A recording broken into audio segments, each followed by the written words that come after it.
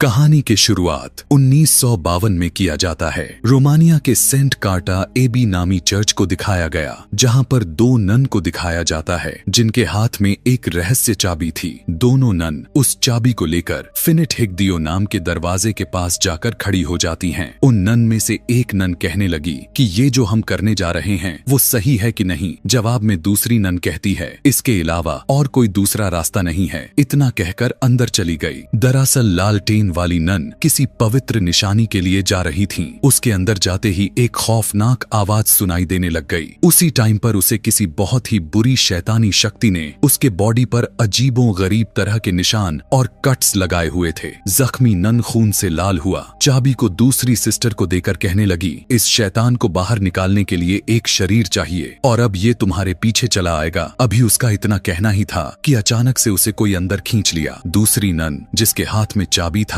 वो चर्च के खिड़की से गले में फांसी लगाकर खुद की जान ले लेती है। असल में यह सारा कुछ अंदर खींचने वाली बुरी शैतान कर रही थी। अगली सुबह फ्रेंची नामी लड़के को दिखाया जाता है। दरअसल वो यहाँ इस चर्च में सब्जियां पहुंचाने आता रहता है, लेकिन तभी उसे उसी टाइम वहाँ की चर्च से लटकता हुआ उसी सिस्टर की बॉडी दिखाई दे दिया जो उसने रात उस बुरे शैतान के आंखों के सामने किया हुआ था। सीन कट होकर हमें वेटिकन सिटी को दिखाया गया, जहाँ फादर बर्क को चर्च के हेड ऑफिस में बुलाया जाता है। दरअसल इन्हें भी खबर लग चुकी थी कि रोमानिया की पहाड़ों पर एक एबी में एक नन ने खुदकुशी कर ली है। असल में ये लोग फादर बर्क के थ्रू यह जानना चाहते थे कि उस एबी में उस नन ने खुद की जान क्यों ली, क्योंकि ऐसा करना इस धर्म में अपशगुन माना जाता है। और क्योंकि ऐसा हुआ भी है तो इनके चर्च के हिसाब से लोगों की विश्वास गॉड से उठ जाएगा। इसीलिए वहाँ उस जगह पर जाने के लिए उन्हें एक टिकट के साथ वहाँ किन किन लोगों से मिलना है उनकी पता भी दी जाती है। यहीं से सीन शिफ्ट करके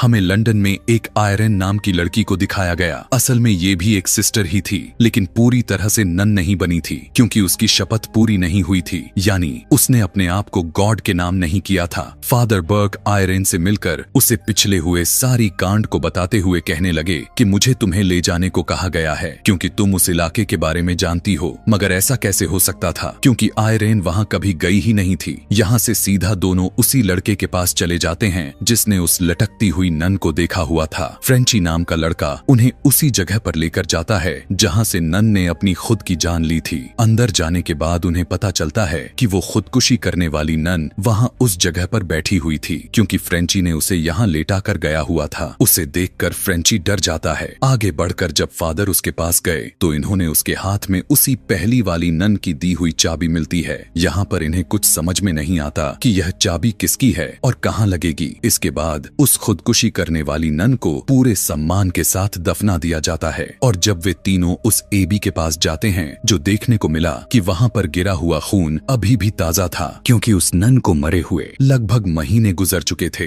जैसे ही इन्होंने एबी के अंदर प्रवेश किया था तो काफी सन्नाटा दिखाई दे रहा था कि उसी टाइम आयरन ने देखा कि एक बूढ़ी नन काफी खामोशी के साथ बैठी थी। सभी अपना अपना परिचय देने के बाद इन्हें पता चला कि ये यहाँ के मदर सुपीरियर थी। तभी मदर सुपीरियर कहने लगी तुमने अभी तक अपनी शपथ नहीं ली है। उसी टाइम फ्रेंची ने कहा कि आपकी एक नन एबी के बाहर रस्सी से लटकती हुई मिली थी। अभी उसका कहना था कि उसे बाहर भेज दिया जाता है क्योंकि मदर सुपीरियर उसकी किसी भी बात को सुनना नहीं चाहती थी। मदर सुपीरियर फादर बर्क को भी उसी के साथ चले जाने को कहने लगी क्योंकि उनका कहना था कि यहाँ सब कुछ ठीक है। लेकिन कैसे माना जा सकता था कि यहाँ पर सब कुछ ठीक है क्योंकि बाहर एबी से लटकता हुआ नन को मरा हुआ दिखना ये बहुत बड़ा सवाल खड़ा कर रहा था। फादर को सवाल चाहिए थे उस नन के बारे में कि वो कैसे मरी, लेकिन मदर सुपीरियर कहने लगी सारे नन के प्रेयर करने का टाइम होने जा रहा है और एबी का गेट भी बंद होने वाला है। इवन पूरी रात मौन भी चालू होने वाला है। मदर सुपीरियर कहती है कि एबी के बाहर रहने की एक जगह है, आप वहाँ पर रह सकते हैं। अगले दिन आपको सारे सवाल के जवाब मिल जाएंगे। उनकी बातों का मान रखते हुए दोनों वहाँ से चले जाते हैं। अब क्योंकि फ्रेंची का कोई काम भी यहाँ नहीं था इसीलिए वो भी अपने घर के लिए निकल पड़ा। रास्ते में जाते हुए उसे वही नन दिखाई देती है जो अपने हाथ में उसी फांसी के फंदे को लिए फ्रेंची को अपनी तरफ अट्रैक्ट करने लग गई। फ्रेंची को लग रहा था कि एबी के अंदर से कोई नन बाहर ऐसे ही घूम रही है, शायद उसने अपना रास्ता भटक चुकी होगी, इसीलिए वो उसके पीछे जाने लग गया। आगे बढ़ते हुए उसे पता चला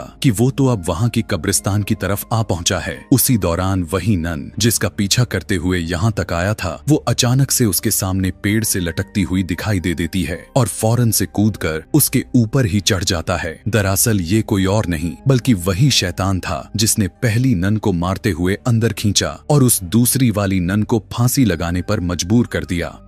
और अब यहाँ फ्रेंची के आंखों के सामने दिखा, जो अब अपनी जान बचाते हुए किसी तरह यहाँ से भाग जाता है। यहाँ किले के अंदर फादर बर्क और सिस्टर आयरेन को दिखाया गया, जहाँ फादर बर्क आयरेन को बता रहे होते हैं कि उनके साथ फ्रांस में जंग के दौरान एक घटना घटी थी। वहाँ पर उस टाइम फादर बर्क पृष्ठ थे। उन्हें एक बच्चे के पास भेजा गया था जिसे कुछ दृश्य दिखाई देती थी, बिल्कुल उसी तरह से जिस तरह अभी इस टाइम सिस्टर आयरेन को दिखाई देती रहती है। फादर वहाँ पर देखते हैं कि उस बच्चे को बांधा गया हुआ था। वो उसके शरीर में बहुत ही खतरनाक शैतानी शक्ति का साया था। लेकिन उसी टाइम फादर बर्क उसके अंदर से उस लड़के के बॉडी से बुरी शैतानी शक्ति को बाहर निकालने लग जाते हैं। लेकिन उसके अंदर का शैतान इतना गुस्से में आ जाता है कि उसी टाइम वो उस बच्चे को अंदर से ही मार डाला। आधी रात में जब दोनों सो रहे होते हैं कि उसी टाइम अचानक फादर बर्क की नींद खुल गई। उन्हें ऐसा लगा जैसे कोई उन्हें बुला रहा है, इसीलिए वो सिस्टर आयरेन को देखने के लिए जाते हैं। उसी टाइम वही बच्चा जिसकी बात वो बता रहे थे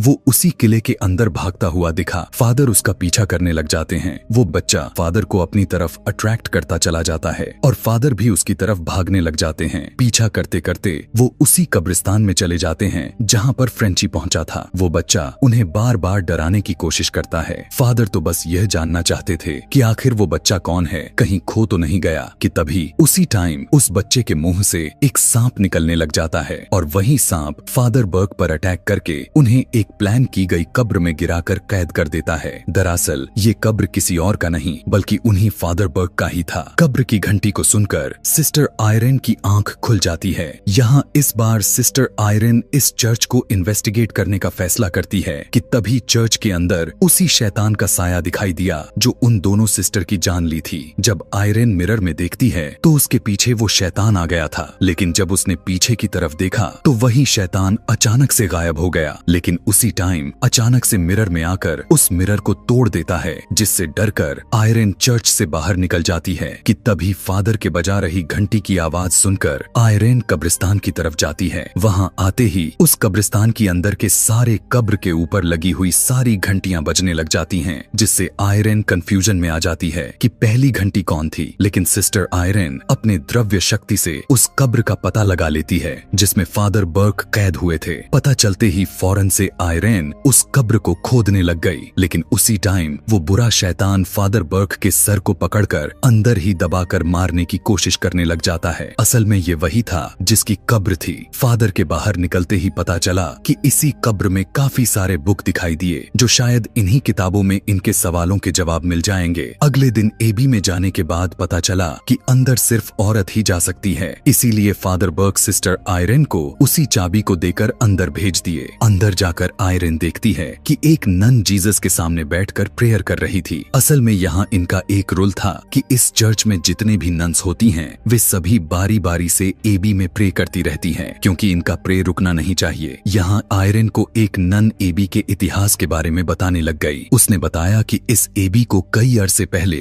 सेंट कार्टा के राजा ने बनाया हुआ था। उसने काले जादू के कई विधियां लिखी थीं, क्योंकि वो नर्क से काली शक्तियों को बुलाना चाहता था। लेकिन नर्क ने उसी से फायदा उठाकर उसे एक प्रवेश द्वार खुलवाया, जिससे उसी द्वार से एक भयानक ताकतवर शैतान निकलने लग गया। लेकिन उसके निकलने से पहले ही चर्च ने महल पर धावा बोल दिया था और राजा का सर ही वहीं पर कलम कर दिया गया। वहां के लोगों ने एक पवित्र निशानी में से जीसस क्राइस्ट का खून डालकर उसी द्वार को दोबारा से बंद कर दिया था और चर्च ने उस महल को अपने पनाह में लेते हुए उसे एबी बना दिया। इसीलिए यहाँ पर उसी टाइम से उस शैतान को काबू में रखने के लिए प्रेयर किया जाता है। लेकिन जंग की बमबारी ने एबी को इस तरह से हिला दिया कि नर्क का वो द्वार दोबारा से खुल गया, जिससे काली शैतान इस दुनिया में वापस आ गया। इनकी बातचीत के दौरान पता चला कि वो मदर सुपीरियर जिनसे इन लोगों ने बात किया था वो कोई मदर सुपीरियर नहीं बल्कि वही शैतानी शक्ति थी जो उस द्वार से निकली थी। सिस्टर आयरेन को दूसरी नन बताने लग गई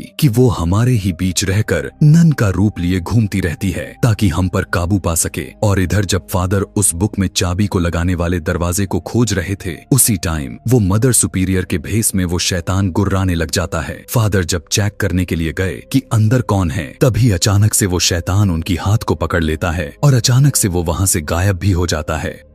उसी टाइम एक बूढ़ी नन दिखाई दे दी जो उनके आंखों के सामने ही गायब हो जाती है कि तभी वही लड़का जिसके मुंह से सांप बाहर आया था वो उनके पास आ जाता है। वो फादर बर्क को डराते हुए कहने लगा कि आपने मुझे बचाया क्यों नहीं। दरअसल यह कोई बच्चा नहीं बल्कि वही काली शैतानी शक्ति कर रही थी। इधर सिस्टर आयरेन डरावना सपना देखकर उसकी अचानक से नींद खुल जाती है कि तभी उसने देखा कि उसके कमरे में ही एक नन बैठकर प्रे कर रही होती है। अब क्योंकि दरवाजा तो बंद था तो अंदर आई कैसे, और जब वो उसके पास जाती है तब उसे वही नन ठीक पहले की तरह खिड़की से फांसी लगाकर खुदकुशी कर लेती है। असल में यहाँ पर भी वो काली शैतान इनके दिमाग के साथ खेल रहा था। कुछ देर के बाद जब सिस्टर आयरेन हाथ में लिए मोमबत्ती लेकर जब उसी रास्ते पर पहुंच गई जहाँ दरवाजा था तो ठीक उसकी आंखों के सामने वो शैतान आ जाता है जो यहाँ पर उसने उसकी पूरी फेस को देख लिया था। वो बुरी शैतान उसे अपनी तरफ खींचने लग जाता है। अचानक से उसके मुंह को दबाते हुए किसी ने अंदर खींच लिया। पता चला कि एबी में रहने वाली नन ने उसे बचाने के लिए खींचा था। चर्च के अंदर जाने के बाद सिस्टर आयरेन को पता चला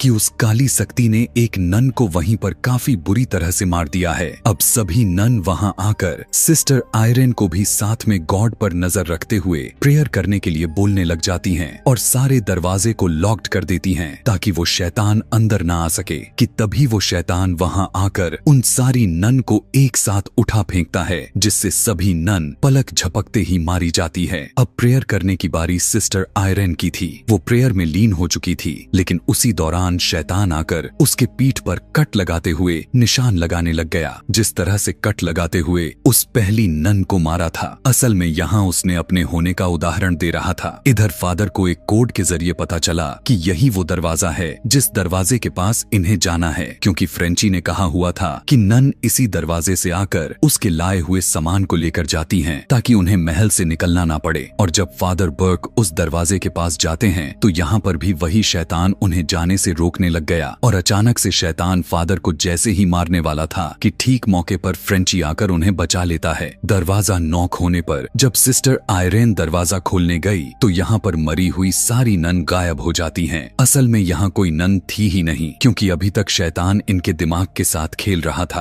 कि तभी वही मरी हुई नन जाग गई और फादर पर अटैक कर देती है। उसी दौरान फादर बर्क अपने क्रूसिफिक्स से उस शैतान को बाहर निकालने लग गए लेकिन बाहर निकलने की जगह उसके पूरे बॉडी में आग लग जाता है और जैसे ही वो उन पर अटैक कर देती उसी टाइम फ्रेंची का लाया हुआ गन से शूट करके उसे मार देता है। यहाँ पर सिस्टर आयरेन ने बताया कि वो जो नन ने अपने जाने दी थी वो दरअसल खुदकुशी नहीं थी बल्कि एक कुर्बानी थी। इन्हें अब पूरी तरह से पता चल गया था कि वो द्वार तहखाने में मौजूद है और उसे बंद करने के लिए उन्हें वो पवित्र निशानी चाहिए। वही निशानी जीसस क्राइस्ट का खून जिससे उस शैतान को अंदर दोबारा से भेजा जा सकता है। यहाँ पर सिस्टर आयरेन अपनी शपथ भी ले लेती है क्योंकि वो नहीं चाहती थी जिस तरह से उन सारी नन की जाने गए उसी तरह किसी आम लोगों की जाने जाए। इसके बाद वो उसी तहखाने में पहुंच जाते हैं जहाँ पर वो दरवाजा मौजूद था। वो वही दरवाजा जो इस कहानी के शुरुआत में दिखाया गया था। उस चाबी से खोलने के बाद वहाँ से जीसस क्राइस्ट का वो पवित्र खून मिल जाता है और फादर बर्क सिस्टर आयरेन के गले में पहना देते हैं और उस तहखाने में चले जाते हैं। लेकिन अंदर जाते ही ये तीनों अपना अपना रास्ता भटक कर अलग हो गए। आगे चलते हुए सिस्टर आयरेन को दिखाया गया जिसके पीछे वही शैतानी शक्ति पड़ जाती है। अभी जैसे ही उसने पीछे मुड़कर देखने की कोशिश की तभी अचानक से एक दूसरी नन आकर जोर से पकड़ लिया। इधर फ्रेंची भी एक दूसरे कमरे में चला जाता है जहाँ पर सिस्टर आयरेन की तरह के कपड़े में खड़ी हुई काफी सारे सिस्टर दिखाई देती हैं और जैसे ही फ्रेंची उनके बीच गया उसी टाइम सारे के सारे सिस्टर वहाँ से जाने लग गई। कि तभी इधर फादर बर्क को बहुत सारी नन दिखाई देता है जो एक कतार में खड़ी होकर फादर बर्क को देखने लग गई और उनकी तरफ बढ़ने लग जाती हैं। लेकिन उसी टाइम फादर बर्क अपने मंत्रों की जाप करते हुए वहां पर पवित्र आग फैला दिए जिससे वे सारी बुरी नन वहीं पर रुक जाती हैं। इधर सिस्टर आयरेन भी उसी जगह पर आ जाती है जहां पर उस काली शैतान ने अपना स्टार को बनाया हुआ था। और जब फ्रेंची ने देखा कि सिस्टर आयरेन वहां पर फंसी हुई है वो उसे बचाने की कोशिश करने लगा लेकिन पता चला कि अब वही शैतान सिस्टर आयरेन में घुस चुका है है। अभी वो फ्रेंची को गन से शूट करके मार पाती। बड़ी चालाकी से फ्रेंची उस पवित्र खून को निकालकर आयरेन के चेहरे पर लगा देता है, जिसके अंदर से वो शैतान निकलकर सीधा फ्रेंची को पकड़ लेता है। इधर वही बच्चा जो शुरू से ही फादर को डराते हुए आ रहा था, वो अब सीधा उनके ऊपर ही कूद जाता है और उसके मुंह से निकला हुआ सांप उनके गले को दबाने लग जाता है और फौरन से उनके आंखों पर जोर से बाइट कर लिया। इधर सिस्टर आयरेन जैसे ही बचाने के लिए आगे बढ़ी, उसी टाइम खौफनाक सी दिख रही शैतान उसे उठाकर पानी में फेंक दिया और वही शैतान उसी पानी के अंदर से बाहर निकलकर उसे पकड़ लेता है और सिस्टर आयरेन को डूबा डूबा कर मारने की कोशिश करने लग गया। उसी दौरान उसने देखा कि उस लॉकेट से वो पवित्र जीसस क्राइस्ट का खून गायब हो चुका है। असल में सिस्टर आयरेन उस पूरे पवित्र खून को अपने मुंह में भर लिया था और सीधा उसके चेहरे पर थूक देती है, जिससे पूरा का पूरा उसका चेहरा बिगड़ने लग जाता है और वो खून पूरे पानी में घुलकर उस नर्क के द्वार में चला जाता है। असल में जिस पानी के अंदर वो शैतान था, उसकी ठीक नीचे ही नर्क का द्वार था, जिससे अब काफी बुरी तरह से वो काली बुरी शैतान नर्क के अंदर चला जाता है और नर्क का दरवाजा